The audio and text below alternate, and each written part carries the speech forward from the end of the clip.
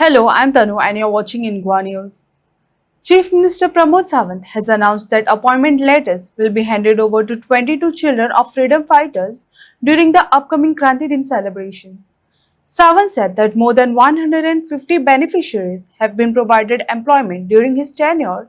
reaffirming the government's commitment to supporting the families of Goa's freedom fighters. Providing for the employment in the government job for the children of the freedom fighters he scheme म्हज्याच कार्यकाळात हांवें परत एकदा revise केली आनी परत सगळ्या freedom फायटरांच्या भुरगे ज्यांच्यानी एप्लाय केल्या फाल्यां 18 जून त्याच्या निमित्तात जवळपास हांव 22 भुरग्यांक कितें तरी आमी नोकऱ्यो दिता म्हणजे फ्रीडम फायटराच्या खंयच्याच भुरग्यांक आमी आज पर्यंत नोकरी दिनासतना दवरूंक ना म्हज्या टेन्युअरांत ह्या 100% भुरग्यांक दिले म्हणपाक काय हरकत ना तेंच्यांनी आंदोलन म्हज्याच विरोधात केल्लें बट हांवूच आसतलो की ताका 100% भुरग्यांक म्हणजे सोदून काडून सुद्दां ज्यांच्यांनी एप्लाय केला तितक्या जाणांक नोकरी दिवपाचें आमी कंप्लीट करतले हार्डली 8-10 जाण उरतले तांकांय बी जाता तितके बेगीन नोकरी दिवन आमी ही स्कीम सोंपयतले